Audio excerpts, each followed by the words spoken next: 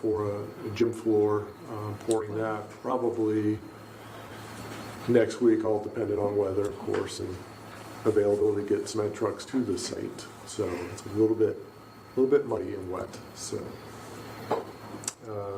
that's my report. Thank you. Next we have the budget year-end report, which I'm assuming is Diane's. This is pretty exciting to begin. I know. Do you want this? Yeah. Do you want me to pull it? Yeah, okay. Yeah, I can do that for you. That's a backbreaker. Backpack. Oh, okay, do you just, There you go. You can take that. I have my PowerPoint in the computer.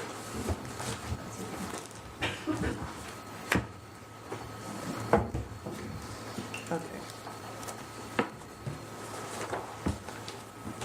Okay, so this is our 2016-17 year-end report. We always bring it to the board every year. This is the 10-year history of our student enrollment. After 10 years, we've increased 648 FTE, and 437 of those are in the last 5 years. So that just kind of tells you how fast that we're growing. So the numbers just keep going up, and we are up, let's see, from where we left off last year, we're up about 50 more students from where we were last year.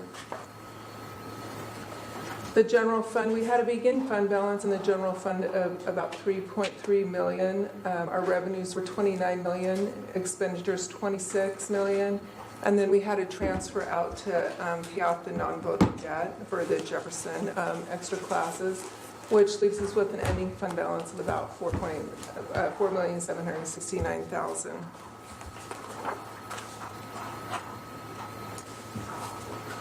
Our two-year revenue comparison between 15-16 and 16-17 is about $2 million difference. So in 16-17, we received about an additional $2 million, and that was due to our growth.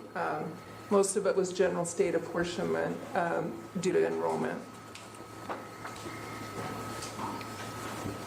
Our expenditures by program, our biggest expenditures, of course, is basic education and the district-wide support. And special education comes in third. And then, of course, we have our special programs, which is our Title Lab, our CTE program, food services, and then pupil transportation.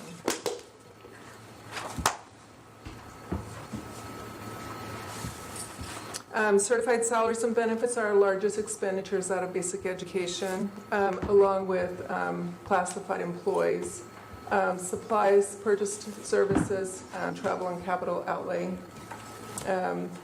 also take up our expenditures. Our total fund balance consists of a restricted carryover of LAP. We had $14,000 of restricted carryover in LAP. Our non-spendable fund balance, which is our food inventory, of $6,331. We have an unassigned fund balance of $3,180,000, and then we have our 6% minimum fund balance of 1.5.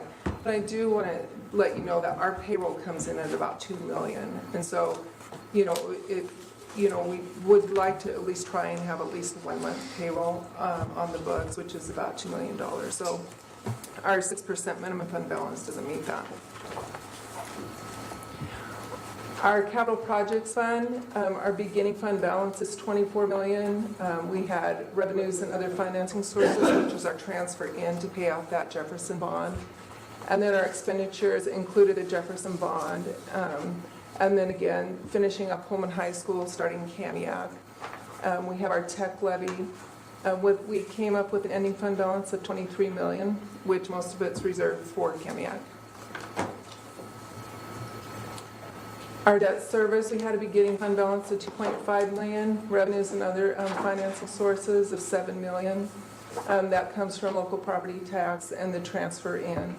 And our ending fund balance was $2.3 million. And of course, our debt service just pays off our non-voted and voted debt. Our transportation vehicle fund, we receive our revenue, of course, from state appreciation. We started off with $425,000. Our revenues were $90,000 from state appreciation. and interest. Expenditures, $145,000. We purchased one bus last year, and our ending fund balance was $371,000. Our ASB accounts, of course, our middle school and high school are basically run by students, and our beginning fund balance was $243,000. This is all fundraisers. Revenues and other financing sources, $336,000. Expenditures, $324,000. Left us with an ending fund balance of $255,000. And this is just our ASB ending fund balance. We're required to put these on our website and each individual school district's website. It compares between 15-16 and 16-17. Again, our elementary school revenue or expenditures are basically for fifth grade camp. And then our middle school and high school, again, they have their fundraisers and the programs that they run. And so these are just the ending fund balance for each of those schools. And any questions? You're still awake. I'm impressed. That was good. Sweet and So short. we need to work on, how do you establish a fund balance that's going to cover payroll? Do we make a policy that our fund balance is, I don't know, what do you suggest? I don't know. You just feel more secure if you Good can safety have. net, yeah. It is, especially, we just keep growing and our payroll keeps growing. And our expenditures will continually start catching up with us when we get into CAMIAC, which is nice that we have a nice ending fund balance right now because Sure helps. it's in reserves, but it's pretty much that. And so, so we may have to increase it to 7% if you guys would like it to at least meet a payroll. But, 6% we've had that policy forever at 6%, and so it used to meet a payroll, but it just doesn't now. And, but we are averaging about just right under $2 million for payroll. So you just would be by policy that we could, Because our Change 6% it minimum then. fund balance is a policy. Policy, okay. Yeah, it's a board policy. yeah, as long as we could have it there, I think it would be a good idea. If nothing else, we want to make sure everybody gets paid. Yeah. Well, it also saves you from having to borrow money in order to make payroll. Yeah, Right. So at least for that's 1 month. because Yeah. funding does not come in No, it never does. steady. It's Yeah. always up or down. So throughout the Well, and also, the legislature, sometimes they do Yes, their funding. And so some school districts in the month of July have to borrow money to make their payroll. So it's, Good to it's have just, that. it's Yeah. a nice safety net. So I assume that payroll amount was for the school year. The $2 million, that's per month. Yeah. So we'd need more than that. Well, if just even 1 month's payroll to make sure we have a minimum fund balance of 1 month's payroll on the books, that's a good safety net. Okay. Would One you other agree? comment, and that is that more is gonna hit than CAMIAC 2 years from now or a year and a half from now if everyone that's run the numbers is accurate, that there isn't gonna be sufficient funding to cover our staff max, that fund balance could be eroded quickly with the double whammy a year from now. Yeah, there's a lot of variables going on right now. So with CAMIAC and with the new legislative laws, it's kind of the perfect storm. We don't know what's going to be happening, and especially when you throw a new school into the mix, it's nice to have the reserves there because, like I think I've said in the past that Bob and I have cost out what it's going to cost to open CAMIAC. And it's going to be over $2 million alone, just the startup costs. So, and that's not maintaining the staff or maintaining the school. So it's very concerning to me. Stay prepared. Next, we have our Transportation Services Report, presented by Director of Operations Joe Thornton. Thank you, Diane, for being my warm-up band. Try and trump me. Well, I started to do about a 15-slide PowerPoint, and then I heard this little voice in my head, which I'm pretty sure was Dr. Maxwell's, that said, keep it simple and keep it down to one page. So this is a view from about 10,000 feet about transportation services. First of all, I want to start by thanking the transportation staff. Last year was a challenging year with the shortage of drivers as well as the weather, and they just got through it fantastically. Despite the roads and the weather, we had one accident last year, which was not our fault. That includes traveling for a total of almost 210,000 miles on buses with no student injuries. So I want us to thank the staff. They're doing a great job. And with staffing, we have all routes covered. What we don't have this year is subs. So we scramble when we have someone who can't be there on a particular day, or we have somebody who's taking a trip with a group of students. So this is just a quick overview for you, like I said, from 10,000 feet of the staffing at transportation, the fleet. Something Tammy and I would like to point out, by the way, Tammy's not here tonight because tonight is her anniversary. And probably one of the reasons she's been married all these years is she chooses to go to dinner with her husband as opposed to a school board meeting. But Tammy and I are a little concerned about the age of the fleet. As Diane was pointing out, we're getting somewhere in the neighborhood of about $90,000 a year from the state for depreciation on school buses. That doesn't buy a bus a year. So if we use that to buy a bus every other year, we're going to be behind, and we are kind of behind. Now at the same time, these are diesel engines and they run forever, but at some point in time you have to cycle them out. So we're a little bit concerned about the age of the fleet. There's a breakdown of the mileage, how that was used to and from is the stuff bringing students to school and taking them home. That's the bulk of our mileage. Our ridership, a breakdown for Pullman School District Transportation as well as Pullman Transit. So when it says 850 trips per day, taking a student to school is considered one trip. So if we take a student to school and take a student home, that's going to be due. Not every student does that both ways. And as you can see, our ridership both with Pullman School District routes and with Pullman Transit routes is up this year, which is one of the reasons we added a yellow school bus route, as well as we continued. Last year we added a sixth tripper. They're no longer called trippers, but in my brain they'll always be trippers. We added a sixth last year, and we're continuing that this year as well. And then the projects we completed, Wi-Fi in the buses, not all the buses, mostly the trip buses. We're looking at investing in cameras on every bus. We're going to continue to develop and train drivers.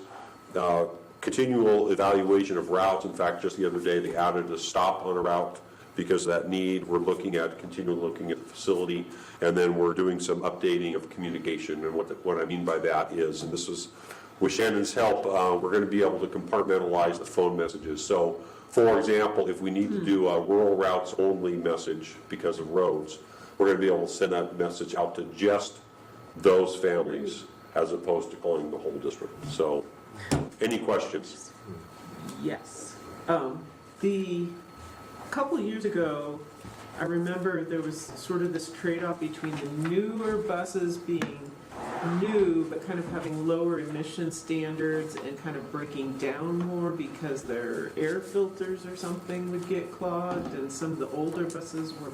Is this ringing any bells? That doesn't ring a bell to me. Oh, but, yeah, okay. But, I think that the newer buses have some more, for lack of a better term, more finicky technology that needs to be fine-tuned and tweaked and has some things, and they're a lot more computer-based. So you could have a module go out that's really going to cause problems. So I think the newer buses, I'm going to generalize here, but I think the newer buses are higher maintenance. So the new maintenance facility would be able to address Yes, especially if we can make that a co-op, and therefore we have more schools kind of contributing to that base. We can have a more sophisticated collection of tools to diagnose.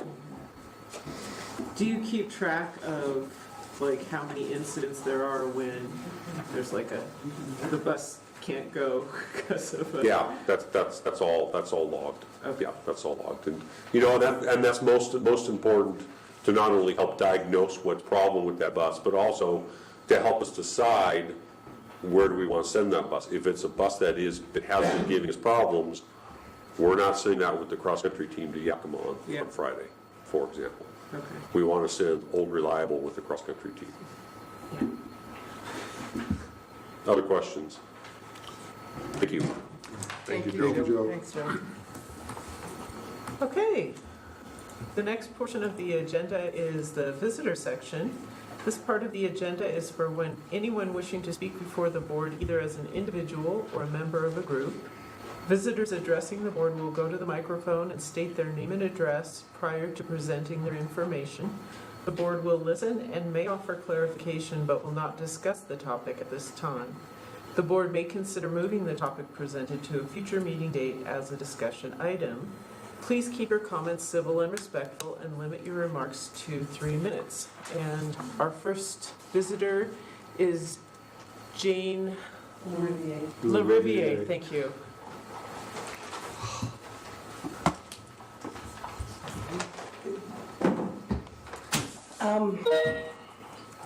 Well, I just became an American citizen on September 19th, and the local election will be my first. This pleases me because I'm hopeful for change on this board. That a group of adults could stoop so low, you must really despise the former teacher union leader. You must loathe Mr. Church. Here's my rendition of how events kind of unfolded, just sort of from the outside. Suspicions were raised about boundary issues regarding Mr. Church. Those were clear. Your calamity of an investigation did not initially turn up any juicy bits. I spoke with the investigator. She asked me if there were other people she should talk to, and I gave her some names, which in some cases weren't contacted for months. And I asked her if she had spoken with the boy's mom. Nope, apparently parents aren't reliable witnesses. But surely, you think, there is something sinister about a single gay man who feels compelled to provide a father figure where one is lacking. So you dig, and you turn up a 25-year-old allegation. You dig some more and you find an inmate and acquire a prison statement that you add as proof you're protecting the Pullman community from a potential predator. That's how the story read to me. Except there were no charges then, and there were no charges now. As a new citizen, I'm just wondering how this relates to innocent until proven guilty. He wasn't guilty in 1990, but let's set it up the flagpole again. It should help with public opinion, those out of the loop, that we've done the right thing. That's what it feels like to me. Then, after letting Mr. Church dangle in the wind of your fear-mongering, you invite him to the table. And lo and behold, he's not very happy. And he leaves the meeting. Perfect. Now we have him on insubordination and job abandonment. That our trustee school board didn't think twice about airing unsubstantiated laundry from close to 3 decades ago in order to prove their point is beyond my comprehension. Did not one of you think it was a stretch? Mr. Church clearly overstepped the district boundary rules, but his punishment by way of that sensational letter was cruel and unusual. This whole thing was debasing, homophobic, retaliatory, and malicious. Maybe you couldn't fire Mr. Church for simply overstepping the bounds, so you had to find something that would appeal to the general public to make yourselves feel better. When was the last time the board disagreed on anything? My confidence in this board, and especially Mr. Maxwell, is non-existent. Thank you.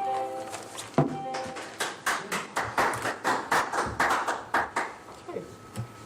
Does anyone else care to address the board?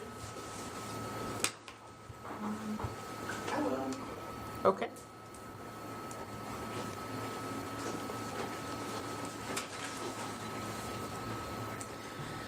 My name's Beth Ficklin. I live at 1040 Northwest Clifford Street. I do have 2 kids in 5th grade, and we have had a really rough week because, favorite teacher and all. That said, I'd like to talk a little bit about special needs first. I'd like to thank you guys for giving us a space for the PAPE training. a couple of weeks ago. I emailed Megan about a special needs advisory committee here in our school district. We had talked about that previously. It seems that the Office of the Superintendent for Public Instruction is encouraging those in our boards. I was told that we were not planning on going that direction because our district policies cover the law. The law with special needs is the bare minimum that you have to do. And in this district, we don't even do the bare minimum. I run into parents all the time that let me know that things that happen, like trying to get, and I, in fact, tried to call a review meeting for one of my kids and was told, no, we don't want to do that, and was tried to be dissuaded, and no, we don't want to do that, it's the end of the year. We have problems with equity in our school, where some students are getting better educations based on the ability of their parents to advocate effectively for them, the ability of the students to advocate for themselves. We are getting, just the list goes on and on. There are many things that could be improved. There's the gray area that, those of us with 504s and IEPs know about the gray area where, I have a kid who needs accommodations, but there's no accountability for whether those are being done. There's nothing for if a child may need accommodations but doesn't have the required documentation. Those kids just fall between the cracks. Sorry.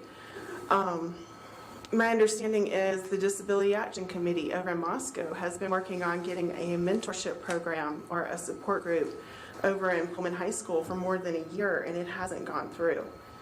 I think our parents need to have a say in our kids' education. We have an advisory committee for nutrition in the district, for curriculum in the district, but we don't have one for special needs, and it's the third biggest line item in your budget, and parents don't have a say in that. Thanks. Thank you. Would anyone else care to address the board?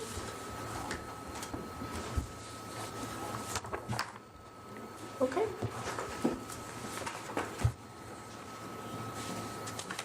The next section of the agenda is the consent agenda. To expedite business at a board meeting, the board approves the use of the consent agenda, which includes items considered to be routine in nature. Any item which appears on the consent agenda may be removed from the consent agenda by a member of the board and voted on separately.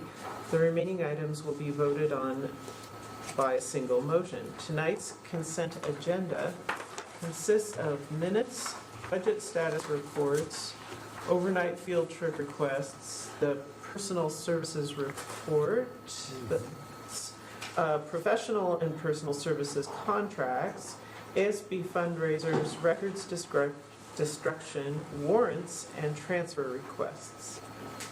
I would now entertain a motion concerning the consent agenda. So moved. I will second. It's been moved and seconded that we approve the consent agenda. Any further discussion? All those in favor? Aye. All right, the consent agenda is approved. Next, we move on to action items. Beginning with the first action item is Resolution 17-1803, the Pullman High School Final Commissioning Report. We have Joe Thornton, Director of Operations. So at the last meeting, I brought forth the commissioning report presented to us by CSG Construction Services Group, which oversees our construction projects. This is something that does need a resolution, so there's a resolution presented to you for the acceptance of the commissioning of Pullman High School mechanical electrical systems. We had a great discussion about commissioning at the last meeting. At least I thought it was great. I love commissioning. Were there any other questions about the commissioning report? Is this the building commissioning report? Yes. This, okay, well, is it Resolution 17-1804 or Resolution 17-1803? Just a second. Yeah, I was reading off the agenda. It says on 3. Let me pull it up here. Here it says on the It's gotta be four. In my world, as a rule of thumb, if there's a mistake made that involves Shannon and I, it's Shannon's right and I'm wrong, so I'm gonna count on. That's a I think- safe bet. Four, I It should be apologize, on the four. agenda it says three. Okay, all right, I just want to make sure we were approving the right thing. Yeah, thank you, Thank you, Director Weed. I believe it was 04 that I brought forward last time. I move approval of the PHS Final Commissioning Report, Resolution 1718-04. I'll second it. Very carefully and accurately stated, thank you. Any further discussion? Okay, all those in favor? Aye. Any opposed? No one is opposed, so the resolution passes. Next, we have the 2017-2018 school improvement plans, all of them. Superintendent Maxwell. Thank you.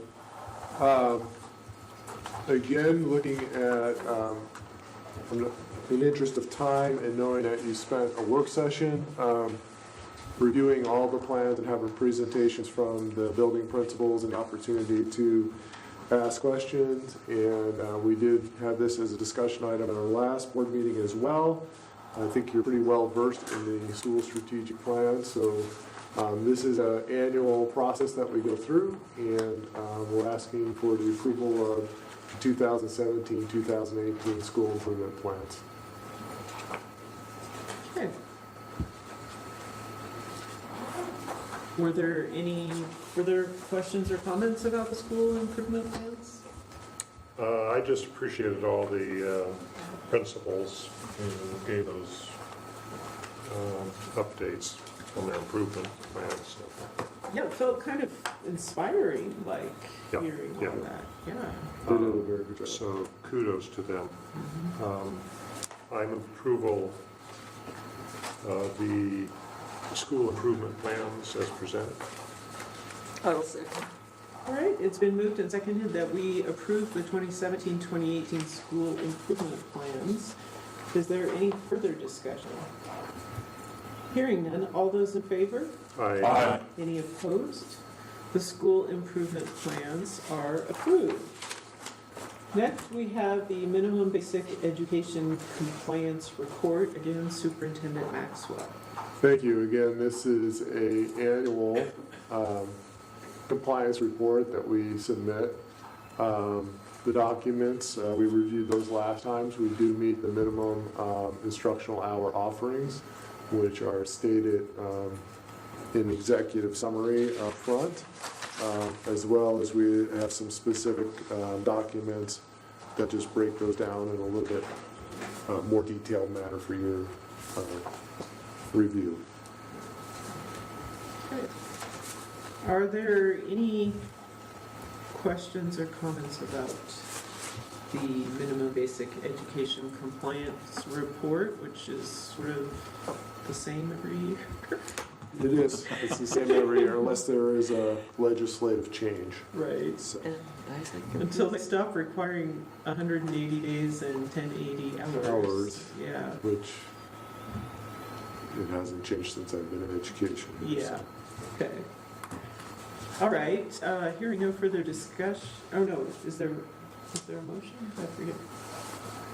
I'm approval of Okay. the minimum basic education compliance report. I'll second. All right. It's been thank you. It's been moved and seconded that we approve the minimum basic education compliance report. All those in favor? Aye. Aye. Any opposed? That report is approved. Next, we move on to some policy work, beginning with policy 3123, withdrawal prior to graduation. Oops. Thank you. So again, this was a policy that we discussed at our last school board meeting. The major changes include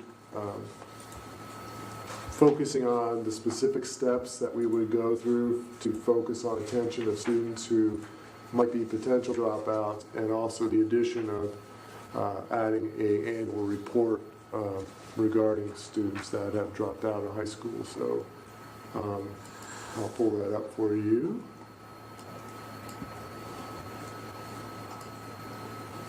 So again, the major, this was updated along with WASDA's policy. Again, it breaks down those specific steps. And at the bottom is a paragraph that we would provide an annual report to the board regarding students that have withdrawn from high school. And there's also some cross-references that have been either deleted or updated. In this case, it didn't delete it.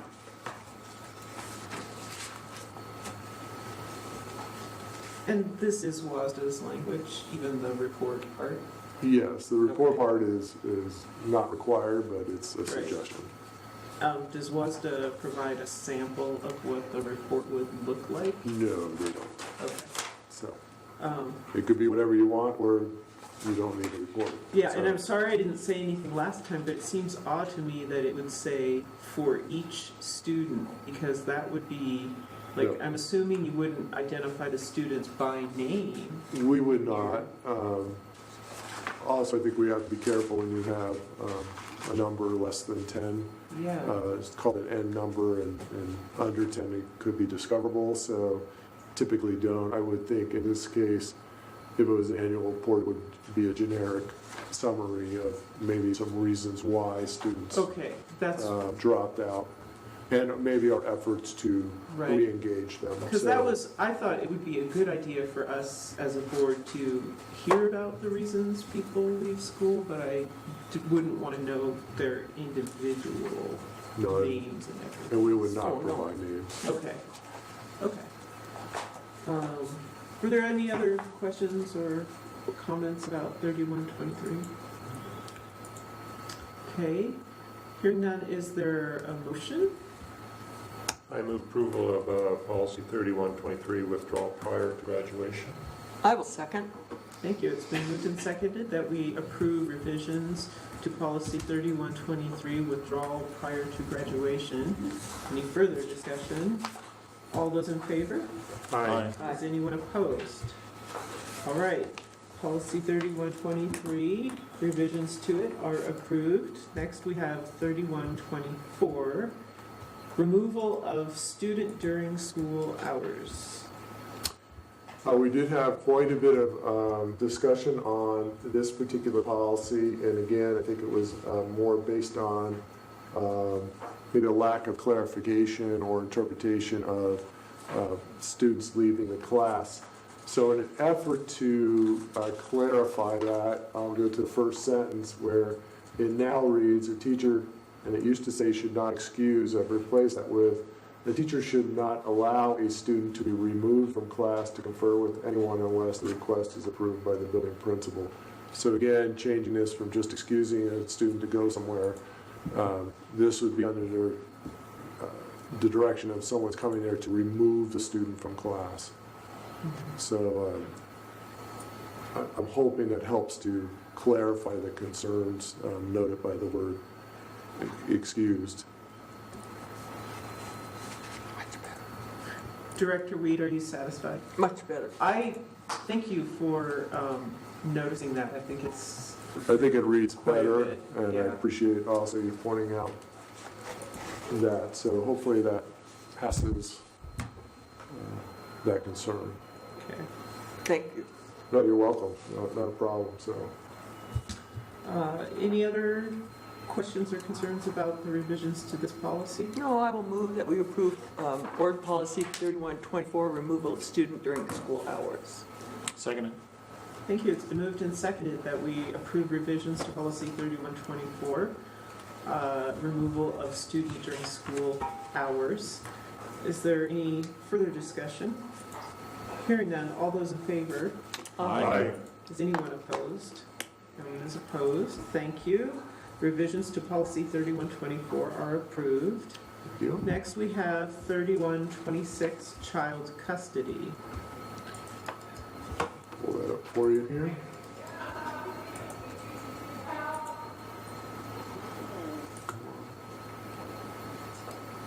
Oh, there we go. Oops, it's not giving us. There we go. So again, this policy conforms to the WASDA sample policy 26, excuse me, child custody. The main changes to this was a reference to de facto parents has been removed. Part of that is keeping parenting agreement on file is not something that we are in control of, and they change often, and we are not the ones that can interpret that. So that has been also deleted. If a parenting agreement is in place, that's been struck. And then just some clarifying language, picking up the child from school, then the district will not permit the student to visit with or be released to that parent or other person that's in the bottom paragraph there. Also, policy news were referenced, and so just a little bit of general cleanup on this particular policy.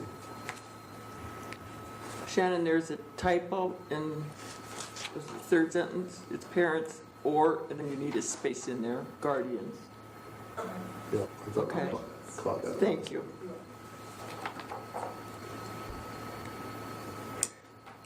Well, that being the case, I will move that we approve Board Policy 3126, child custody. Second. All right, it's been moved and seconded that we approve revisions to policy 3126, child custody. Is there any further discussion? Hearing none, all those in favor? Aye. Aye. Is anyone opposed? No one is opposed. Those revisions are approved. And our final action item this evening is policy 3140, release of resident students.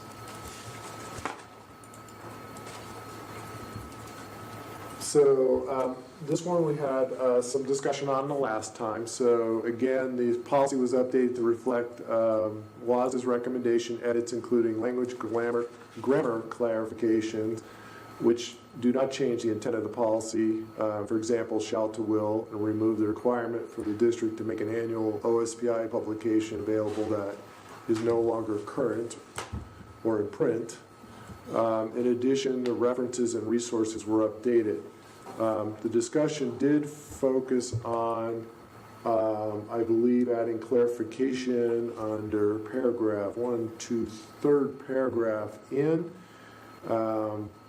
where it states a parent or guardian will request the release of his or her child by completing the appropriate district form.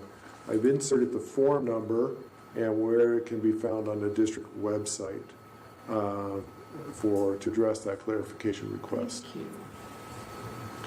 So it says, in parentheses, 3141F, annual request for release and application for non-resident admission, which can be found on the district website, www.pullmanschools.org, under parents/forms. So that's the only difference that's been added since the last time you viewed this. So there wasn't anything taken out of the first sentence?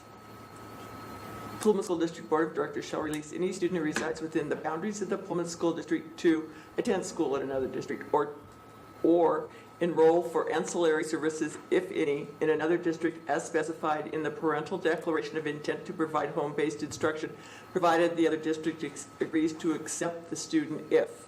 Mm-hmm. So this is saying that if it's a home-based, you're releasing a student to do home-based instruction? What this says is if they intend to provide home-based instruction, provided the other district agrees to accept that student for home-based instruction. So the student could receive home-based instruction, ancillary services typically. For an example, say we didn't offer orchestra, but a neighboring district did offer orchestra, they could access that particular ancillary service. So it would be, the other district has to agree to provide the ancillary services. For the homeschool, Okay, yeah. all right. It just was a little convoluted. My poor little key brain wasn't understanding. Typically, homeschool students will enroll in ancillary services, music programs, PE, computer science, are generally some of the ancillary services they may participate in. Some of the CTE courses. Some CTE, yeah. Or there may be a CTE course that we do not offer that another district does. That could be another example. Thank you. No, thank you for the question. Are there any other questions about this policy? I would move that we approve the revised policy 3140. Second? Thank you. It's been moved and seconded that we approve revisions to policy 3140, release of resident students. Is there any further discussion? Hearing none, all those in favor? Aye. Is anyone opposed? No one is opposed. Those revisions are approved. Next, we move on to discussion items, beginning with a donation from Pullman Education Foundation presented by Superintendent Maxwell. Thank you. So tonight I bring to you one donation that is $10,000, and just for information, I know the donation that's $8,856. I included that just to inform you of the generosity of PEF. You really only are considering and would approve the next time around as an action item the Collaborative Learning for Education Achievement and Resilience Project CLEAR for $10,000. That's by board policy. Anything $10,000 or above you would have to approve. The fifth grade camp fund request for $8,000 obviously falls under that, but I thought it would be nice to include so you're aware of that donation was also approved by the Pullman Education Foundation. We're happy to answer any questions you might have about either donation. Roberta put in the paperwork for CLEAR, and I put in the paperwork for fifth grade camp. So. Thank you both. So I guess for an overview for the public, could you maybe describe how Pullman Education Foundation works and how the Sure. district accesses funds and Sure, yes. The typical Pullman, things they're used for? yeah, Pullman Education Foundation is a partner to help support the Pullman School District in its entirety, from academic, sports, and the arts. Primarily, they also do run scholarships out of their group, and so many of the scholarships that you see at the end of the year for seniors also go through the PEF, so they have quite a robust scholarship fund. Also, teachers take advantage of mini grant applications by submitting applications for different projects and supports they're interested in. PEF has also stepped up and created a large grant, teacher grant, which last year Lincoln Middle School was able to obtain to purchase classroom sets of Chromebooks. So they also are the umbrella organization for many of the boosters and PTAs to help with their fundraising efforts, and it's a great organization, and they do an annual appeal drive every year. I don't understand why Sunnyside, when we know all of our schools are needing this kind of a thing, why have you chosen Sunnyside? One of the things we were looking at is we were approached and looking to see what we could do to help assist. So this is a pilot for Sunnyside. Number one, it's a very expensive program. Two, they asked for school districts not to pay for the entirety of this project, so we are seeking donations. It's about $40,000 a year for a 3-year commitment. One of the things we also wanted to make sure is that we piloted at a school, Sunnyside was very interested and said we'd step up. And they also have to have, I believe it's an 80% vote by staff, consensus that they would engage in this project. And so it's very structured. We do have an interest, based on our results from this project, to expanding this, hopefully. So, do you want to add anything to that? No, I would just tell you that our other two elementaries, and certainly our middle and high school, are watching very carefully and very interested. The consultant that works with Sunnyside has provided also district-wide professional development. And Bob and I are meeting with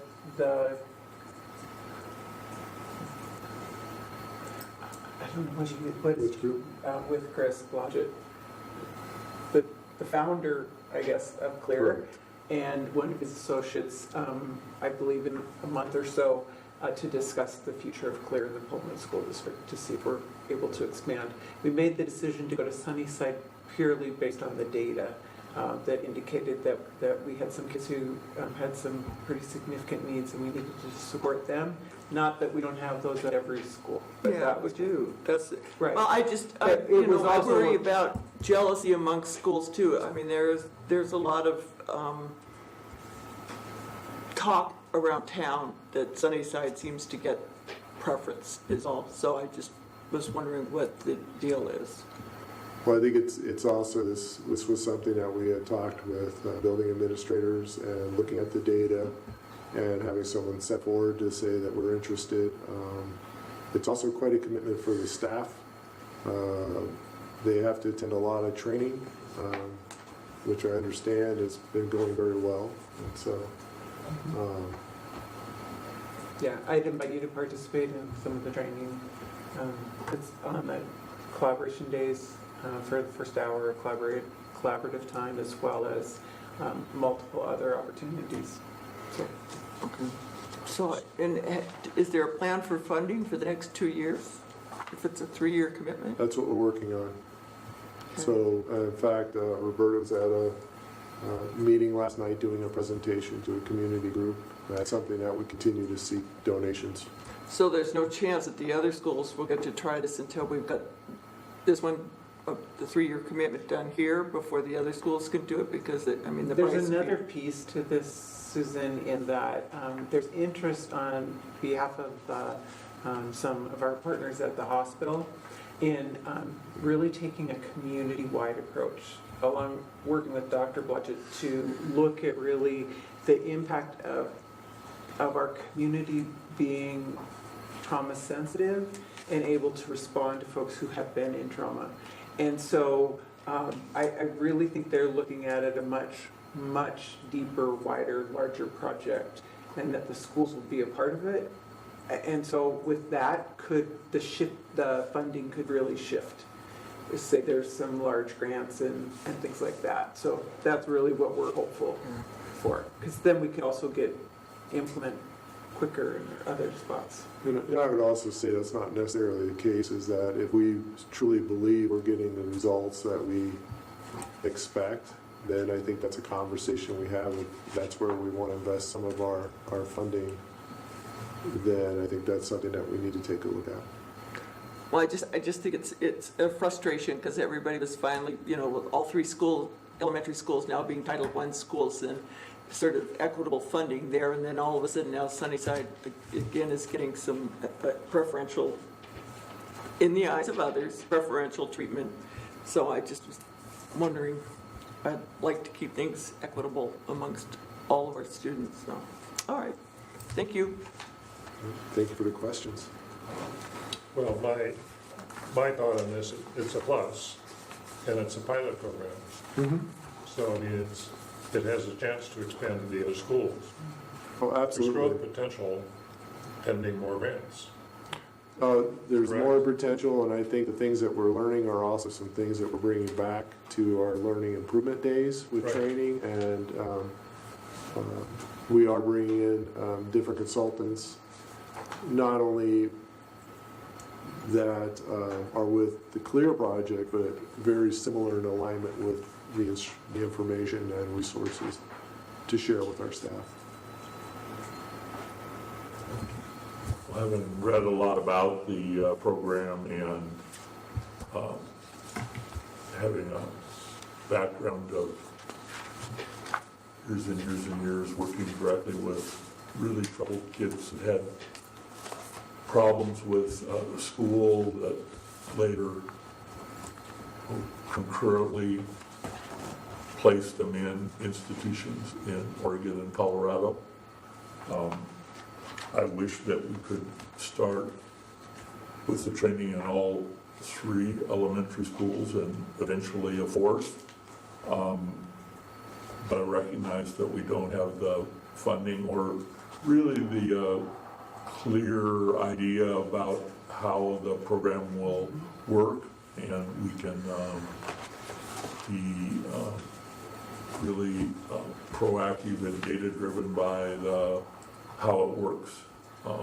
And also subjectively how it works based on parents, students, and staff's reaction to if they see the outcomes that they anticipate and have been promised. I'm very supportive of doing it. I wish that we could do it in all 4 schools at once or 3, and start right off with a trained staff when CAMYAC begins. But that's not going to be possible until maybe the legislature sorts out. I was talking with Senator Schessler about the possibility of, doesn't seem like it from the briefs related to the McCleary decision, but the necessity, I was talking to him about the homework program at one of the elementaries, and how can that not be part of the definition of basic education? But right now it's not.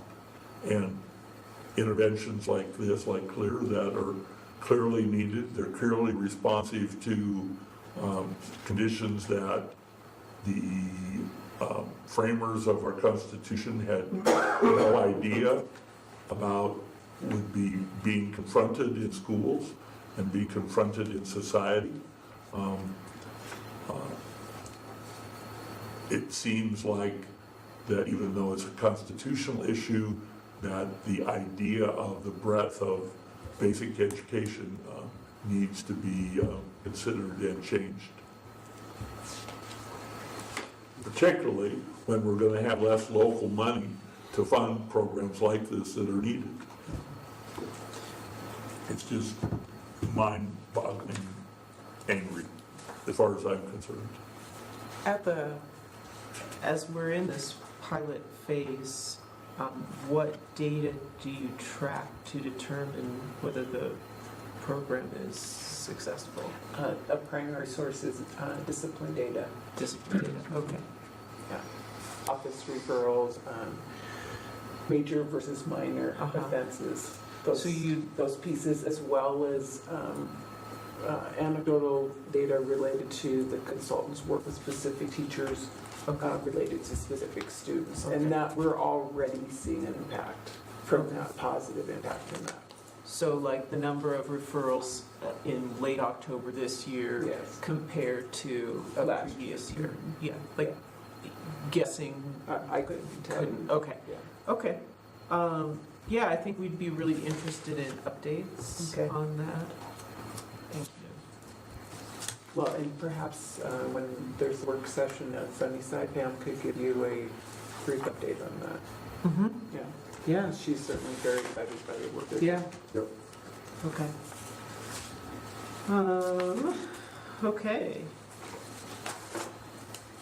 Our next discussion item is Policy 2021 Library Information and Technology Programs, presented by Assistant Superintendent Roberta Kramer.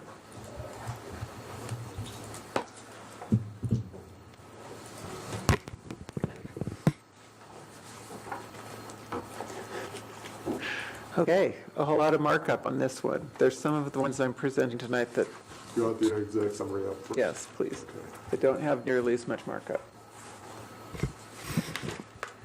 So the policy 2021 on library information and technology programs, first off, starts with a change to the title of the policy to reflect really what the work of our library and media centers, as they've been known as over the past, really do provide to our students and staff. The piece of that WASDA noted that I think is critical is that one of the pieces that we have to ensure in our work with materials that are available to our students through the library is that they have to understand that media literacy resources will consist of a balance of sources and perspectives, and we have an obligation to teach that. And that's all a part related to digital citizenship. And fortunately, Julie Udy, our school district librarian, has been a front runner in that work, and it's really helped to establish that. And so I feel very good about that. The other pieces are related to students' high school and beyond plans, and a piece about emerging technology, which is really a collaboration with our tech department and our library and our curriculum advisory committee. So those are all those pieces kind of come together there. And then a real critical piece that we see in the implementation of this policy is Julie's active participation on any curricular adoption committees, or also on the CAC. And that's been really helpful to help move things along, to ensure that we have the resources where kids can access them and staff can access them. So, questions related specifically to this policy? Yes. I questioned having the title be there, not the title, but like in the third paragraph down, the teacher librarian. Is that referring specifically to, we have one person in our district? No, what that really speaks to is that's who oversees the program. So para-educators are still able to work under a teacher librarian. It's just the change of their title from what it was traditionally known as. And teacher librarians across the state have really taken that on, because they, for a while, I think that people misunderstood the role of the librarian. Librarian is really a teacher. Right. And so that is the role. And Julie is extremely resourceful, works with all of our paraeducators in our elementary libraries and middle school library, and provides all of the necessary support. And somehow we're able to make it seamless. And it really does work well. So.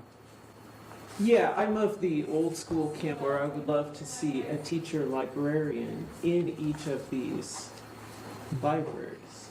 I don't know that I would disagree with you, Okay. but so to me, the way the policy reads, it would appear that literally a teacher librarian is doing this work.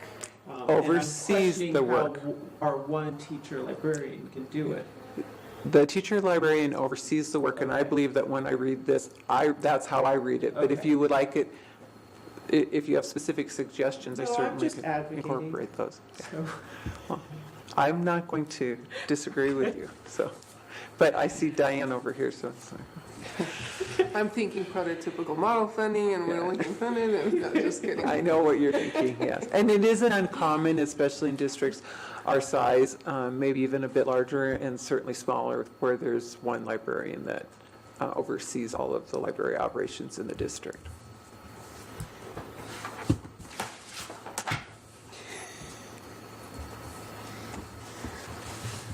Okay, any other questions or comments related to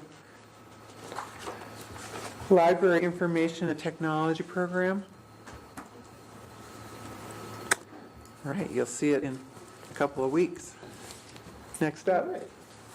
Yes, next up, we have policy 3110, qualification of attendance and placement.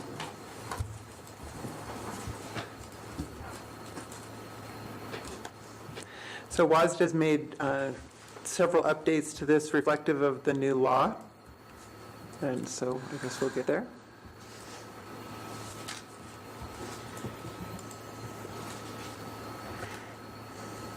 And some of it is format in some of those changes. The other piece, though, is that, as you'll notice in the strikeout of 1.2, that change was when we still could do a 20-credit diploma, and that's no longer the case. We're at a 24. So we're rolling forward with that, so that can no longer be reflected. Also, age of attendance continues to be consistent with what was written, I would guess, eons ago. And entry age, and you'll see in the policy that we've got, or in the procedure that we've got some specifics related to early admission. Also, it speaks to first grade admission, and then certainly the piece on children that are in a military family, they have the right to come in, and we recognize their grade level of which they come to us at. And then our district has chosen in the past to have the piece on children who have a disability and are 3 years of age or older, are eligible for admission if the child qualifies for special education services according to a specific WAC. And that's, I think that it's appropriate to continue to keep that language.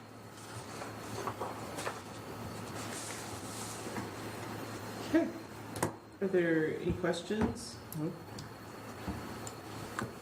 All right then, moving on to policy 3120, enrollment.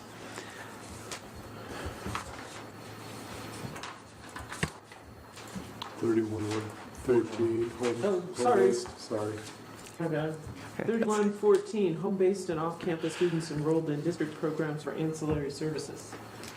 This has just some minor adjustments according to WASDA's recommendations. There you Primarily in the last paragraph that really speak to that sometimes we'll have a student that enrolls in school 5 periods a day, and 1 period in a correspondence course from another institution. I mean, it could be a variety of things, but this really speaks to what our expectations are, and that it also gives us an opportunity to limit some of those experiences if we believe that's appropriate. And that's in the WASDA Yes. language. Okay.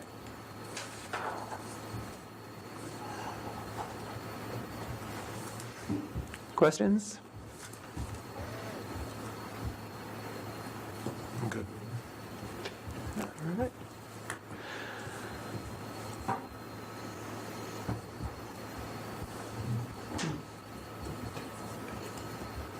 Okay. 3120, enrollment. So this too has been updated to reflect WASDA's suggested changes, and with some reformatting of the first paragraph, and then with an addition of, if the district receives information that a student has history of disciplinary actions, criminal or violent behavior, or other behavior that indicates the student could be a threat to the safety of staff or students, the students' teachers, and building security personnel will be informed. And that is a change to the law and very appropriate to have included.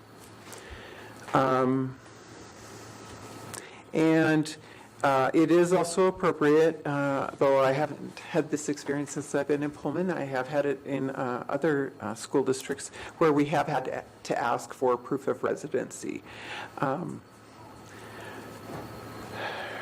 Probably more around students that may have wanted to come to our school with some pretty significant discipline issues, and so we needed to ensure that they really did live in our attendance area.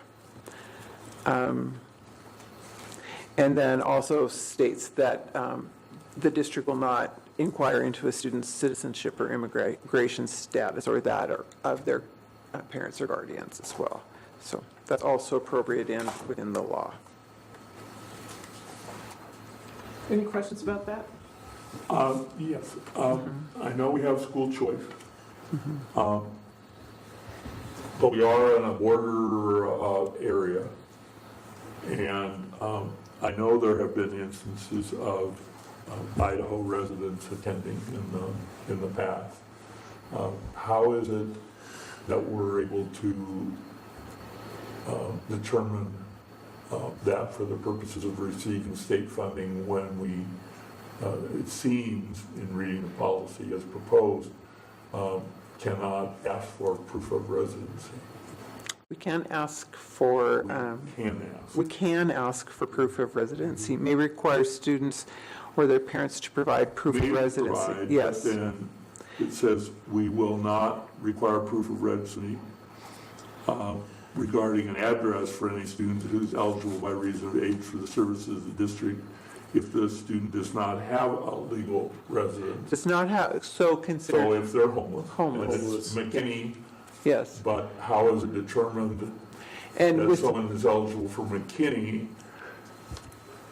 when we don't know that they don't have a residence somewhere else?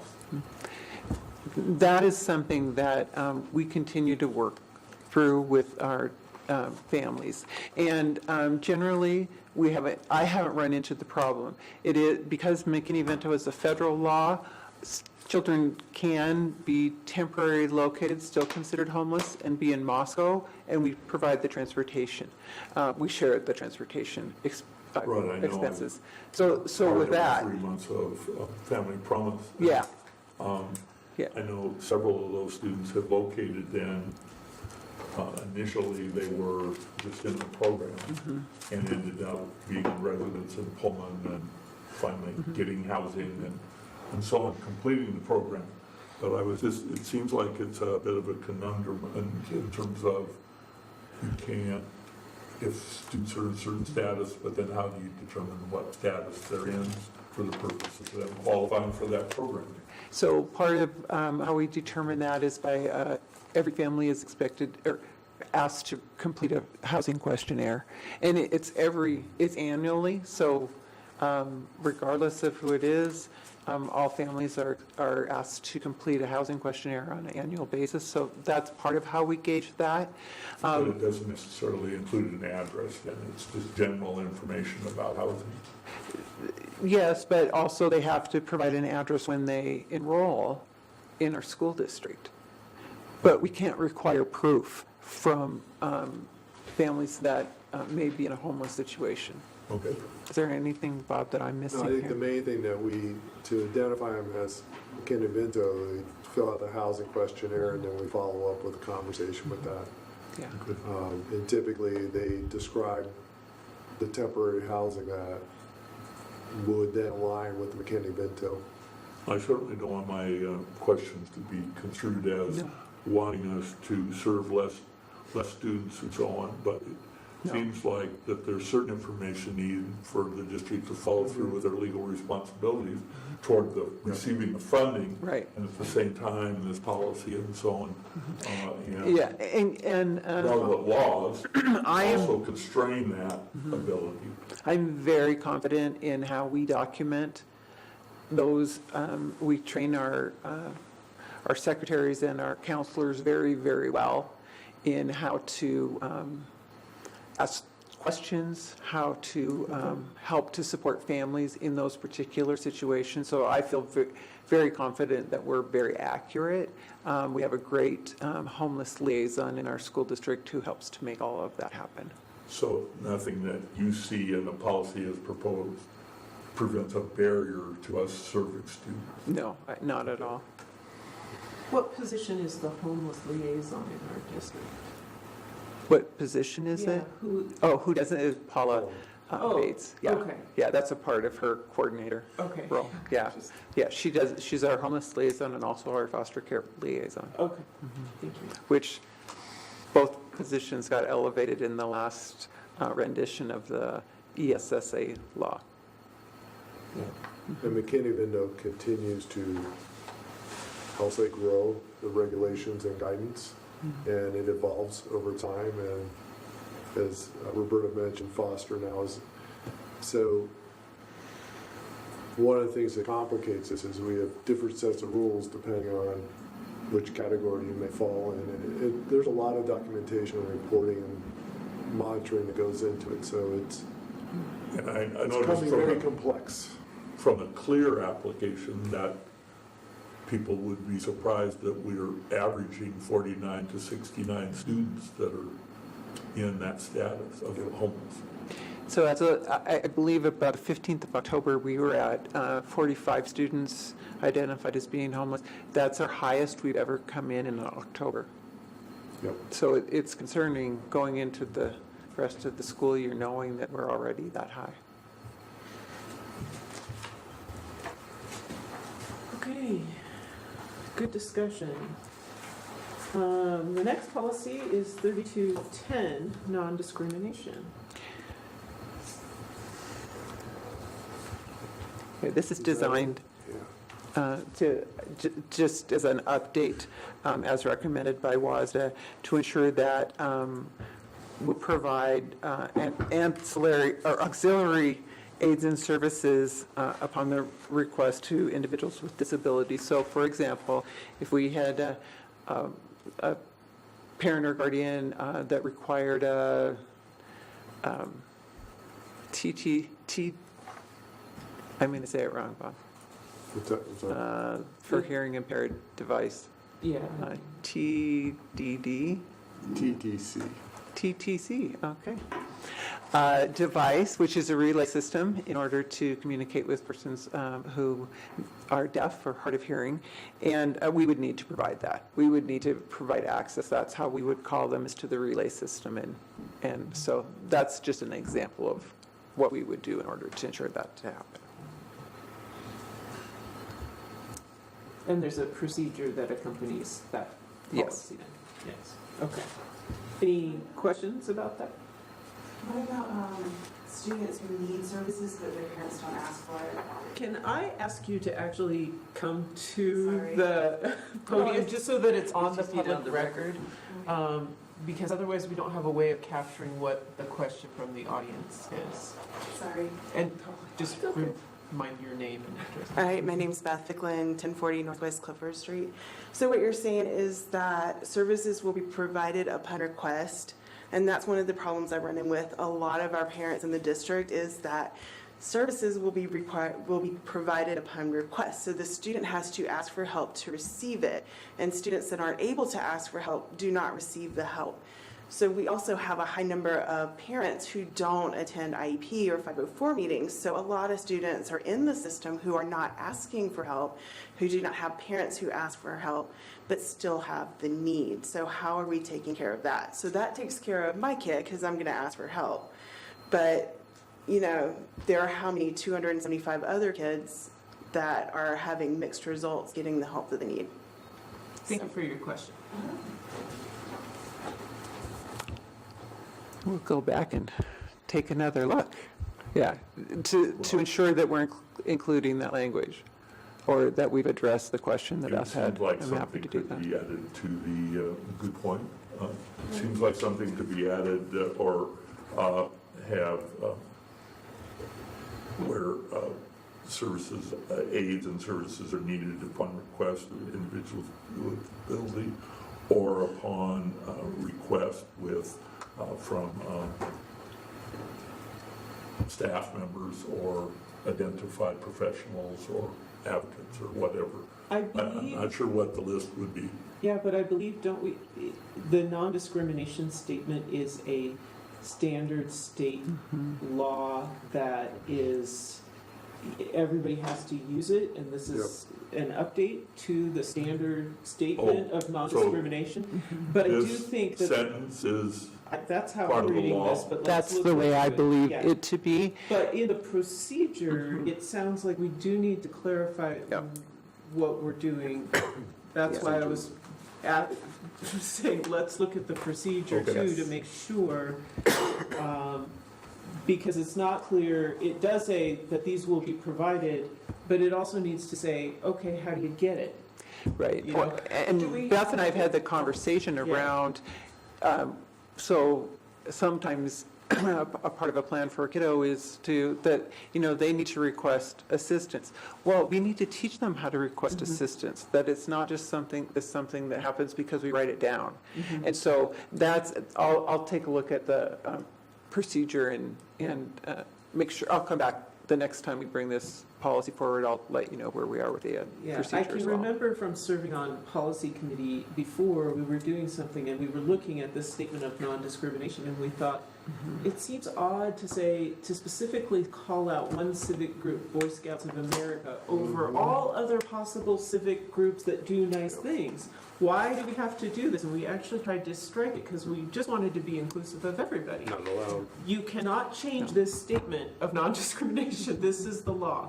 So we Okay, can't. so I wasn't aware of that, and Yep. now that I'm reading through more than the highlighted one, I said, what? Not to the Girl Scouts or not? Right. Yeah. Right, yeah. No, that is true. That it is not something, I've been in a previous district where we pursued that with great eagerness to make a change to that, and we weren't allowed to. Exactly. Yeah. So, but it's a Oh, but point we well are taken. to other designated youth groups listed in Title 36. But this does carry major procedural implications, so we Yeah. should. Yep, and I'm happy to take a look at that, and that Thank is you. something that we have talked about before, so. Okay. Okay. Does OSPI offer services for parents? Is there a place that the parent with a special needs kid could go? I know that I have a granddaughter with special needs, and fortunately, her mom is a speech pathologist and assistant principal within the school district. So she knows about IEPs and 504 plans and all this, but there are lots of parents that don't. Is there some place that a parent can go? Yes. Is there? There are, well, first off, they can go to OSPI to the Department, I'm going to say it wrong, Department of Special Education within the Office of Superintendent of Public Instruction. And then there's also the Ombudsman's Office that, and on occasion, we're contacted by the Ombudsman's Office as somebody to say, hey, I had this parent call me, and I think that they could use some assistance with this, and so then we sit down and help them out. I think that So- is one thing with your concerns, is look into the OSPI ombudsman. Well, the problem with those two sites is they state the law, but they don't give you resources with how to deal with it. So when you need those resources, you need to go to an organization that does that, that has, and those resources we don't have available to us in Pullman. They're in Spokane, they're in, Seattle. Yeah. So we're going to, we're continuing to work on all of that, because that is frustrating. It's frustrating to me when I work, having worked in Spokane and in Spokane area, we often would call some of the agencies that support children and families and say, you know what, this is something that I think a family could really use, and they were right there. But we don't have that same access at Pullman. So could we find someone that could be an ombudsman for our Well, parents? it's really for advocacy, and Beth has done a great job at bringing PAVE here to do some training, but it's going to take a lot of support in those initial Yeah, phases. it just drives me crazy that you have to be in the know to know where to go to find out how to be in the know. Yeah, no, you're exactly right, yeah. So, All right. All right. Well, thanks to Beth for yeah. keep fighting the fight. Thank you. Next policy, 4218, language access plan. Language access plan, very limited updates to this, just truly the cross-references and the management resources are noted. Otherwise, the policy was up to date, just to add those. Okay, excellent. 3141, non-resident students. That's Bob. That's That's me. Bob. I'm just You going go to take ahead a and time give it a out, shot though. if you I'm just like. going to take a time out, because I have another one. You'll be back. I'll give you a break so you can catch your breath, so. Thank you. So 3141 non-resident students.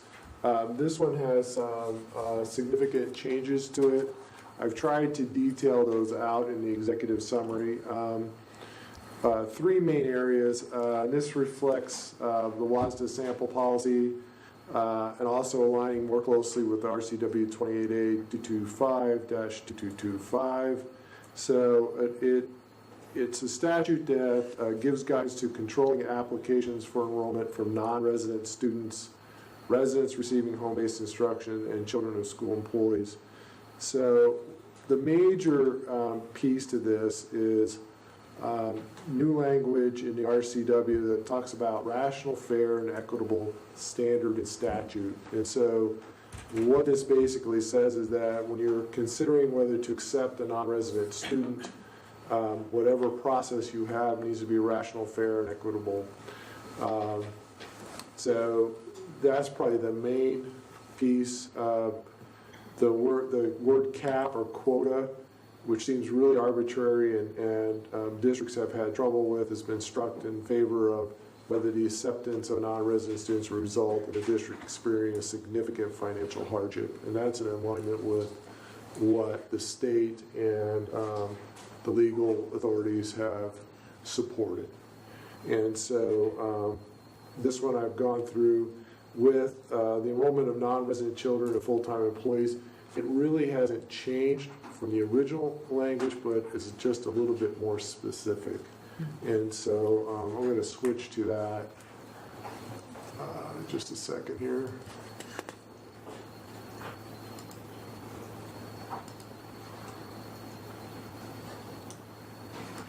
Whoops, sorry.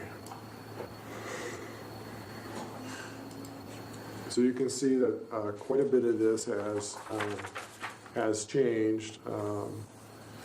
The primary, I think, that sums up a lot of the changes that you're going to see, or details, are this first sentence that's been added. It says all application for non-resident attendance or home-based instruction will be considered on an equal basis. A lot of strikeouts. I've also added in where you can find the form. Again, the annual request for release and application for non-resident admission, form 3141F, located on the district website. So I included that, so it's in alignment with companion policies. This contains, basically it also directs in that paragraph, information including but not limited to, superintendent will develop an application, which we have. A student who resides in a district that does not operate a secondary program will be permitted to enroll in secondary schools in the district in accordance with state law and regulation relating to financial responsibility of the resident district. There are districts that are only K-8 districts, and so what that language says, if you're in a K-8 district, basically you get to go to whatever district offers close by you a secondary program. And that's really hard to get out of because they don't have and usually there's agreements with those other districts in place. So, but I just want to point out that there's a new line and that's right here. And then standards for accepting. So we've tried to clarify that, and really the top two typically are financial hardship and whether grade level or class in the building is which the student desires enrollment as a capacity for additional students. So the key word there is going from a quota or cap to capacity. I have a question on 1.2. No, it should be 1. Well, the number is off, I guess. Yeah, it should be 1.5, really should be 1.3, and then 1.3 should be 1.4, and 1.4 should be 1.5, now that I look at it. Huh? I see it. No, but that wasn't the question. I'm just trying to relate to where I'm asking. It's the third little thing down. Yes. Okay. And when they're talking about, and they have a definition of gang, and it says gang means a group of 3 or more students, blah, blah, blah. Is there a glossary somewhere or any kind of a check that we have so that if this policy references a gang and has a definition, if there's another policy that references gang, to make sure that the definition is the same? Maybe in the legal references section right here. Well, no, I was talking more about a glossary to make sure that all of our definitions of words are the same. So that if we have another policy that mentions gangs, that the gang is still the same, of 3 or more people, blah, blah, blah. It's the same. Typically that language comes from an RCW, and so I can take a look at that for you. Well, yeah, I'm just trying to figure out how we can I'm just trying to be consistent throughout, so that when we're using one word, it actually refers to, it's the same definition I each totally time. appreciate what you're trying to achieve. I question whether that is possible I don't if they know come how. from separate RCWs that may have separate. I know it, Yeah.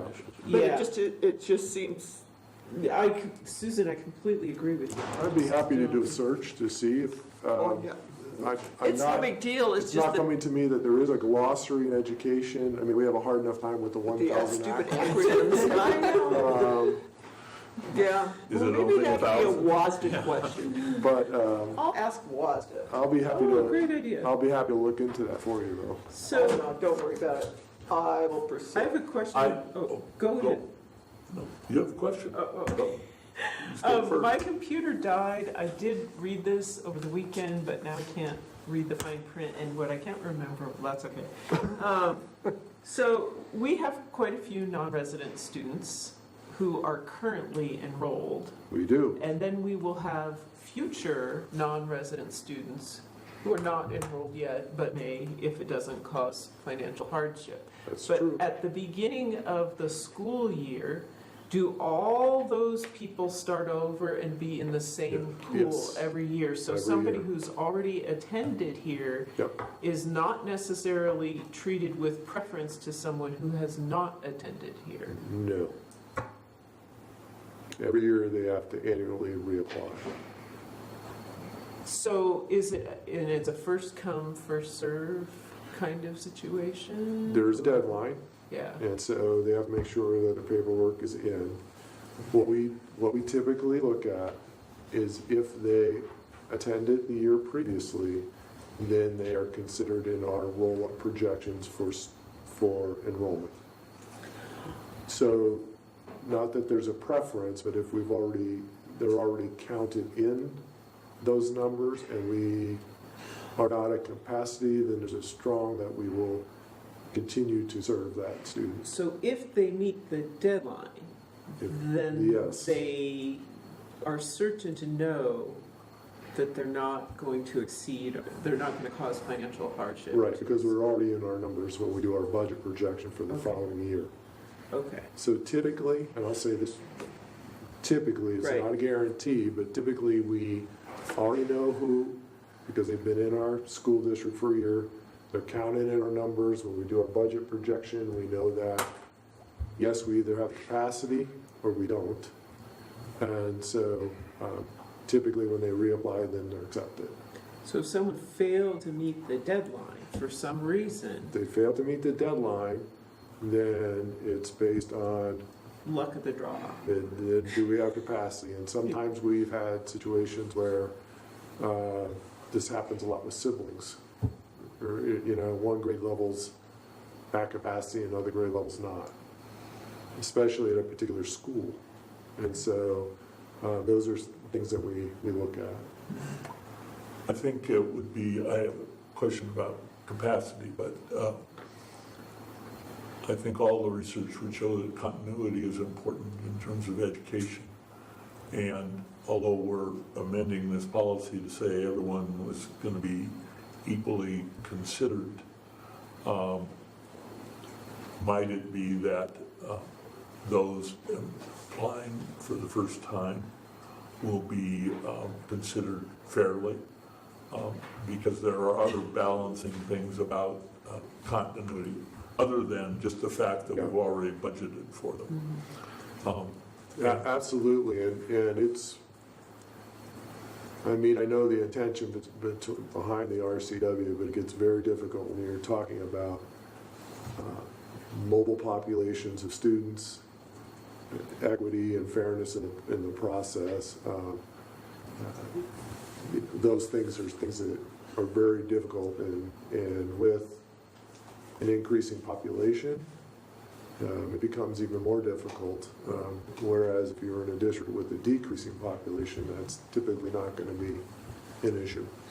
However, a returning student would not necessarily be meeting some of those criteria that you talk about transition and mobility and so on, and transients and so on.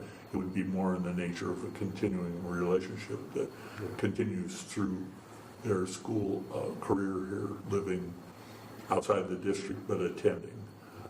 The other question that I had was about capacity, and that being what the state is mandating or where the district is currently in terms of its averages. It would seem like when we're not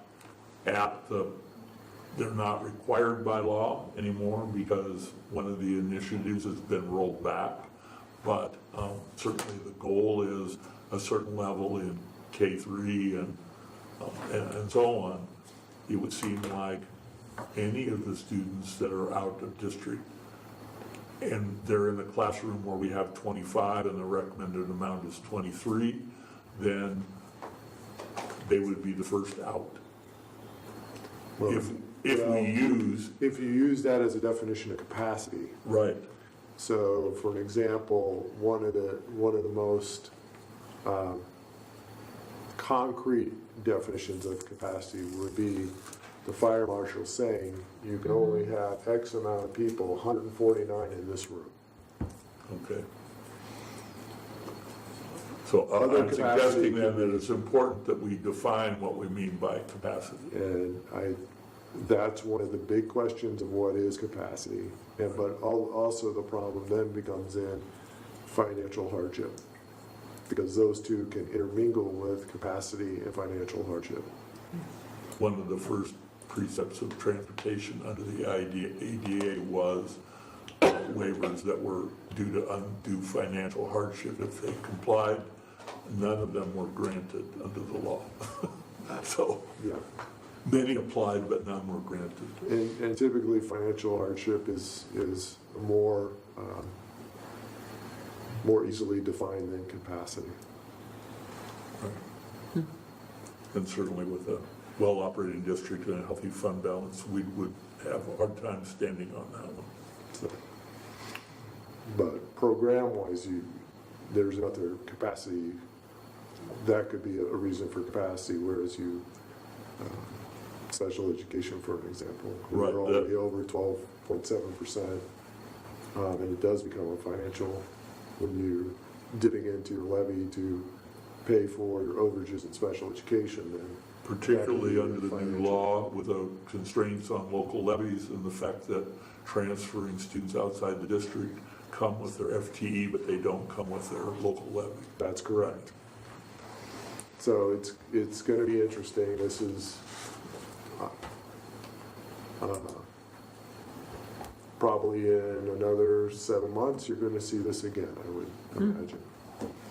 That was one of the things that was mentioned in the brief, that Yeah, the attorneys that are saying that McCleary is still underfunded is, what about districts that exceed 13.5% of students needing special education services? If you happen to be in a district that's attractive and has services for people in the surrounding area, like the Pullman district, we very well could be over 13.5 yeah. Oh, absolutely, and not receive funding for the additional amount. absolutely. And then you're on the hook for it. Okay, thank you. Maybe I went on too long, sorry. All right. Next is, not you, Roberta. It's not my turn. Joe, It's policy 65, I'm so sorry, excited. 6580, continuity chair. of operations.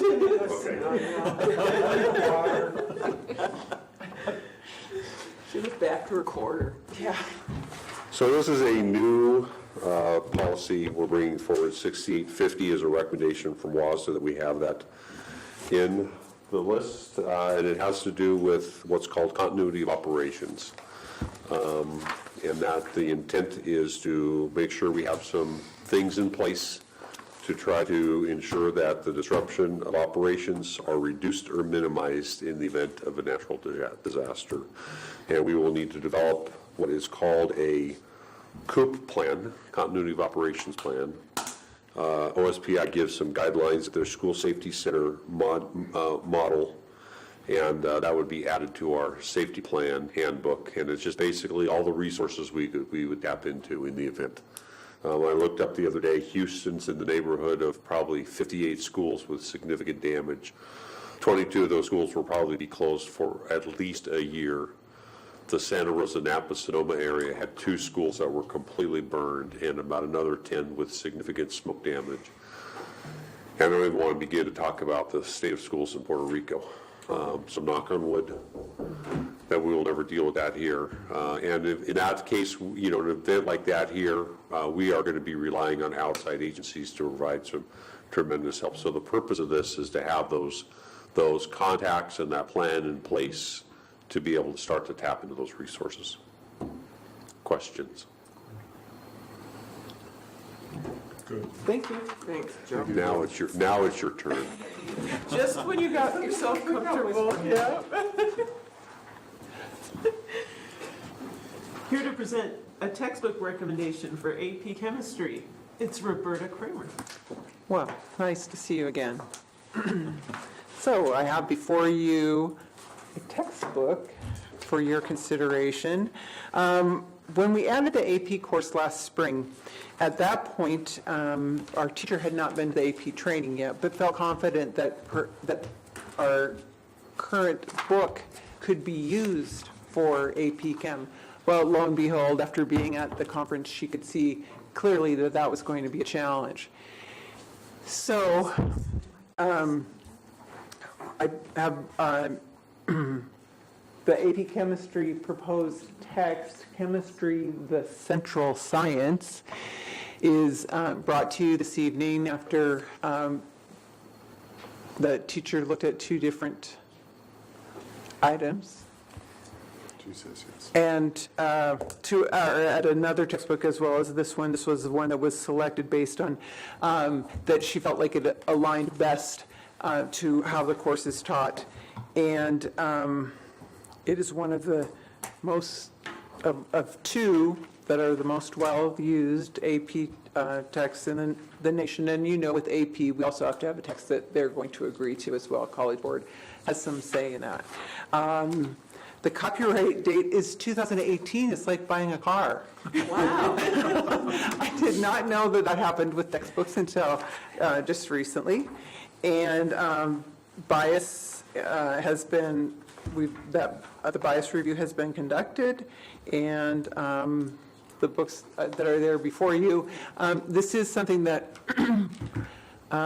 we're really hoping to move this along quickly because what Ms. Brown is using is the general chemistry text in Turbo, but hoping to be able to access this text shortly, So you'd like to move it to an action? if the board would so It entertain. certainly is an AP I know. book. Holy cow. Well, first thing I did was get my glasses out. Yeah. Because there's no way, not even what they would call the bold print is really No. readable. But it starts out with a bang. It's like, holy, I thought there'd be a little refresher or something.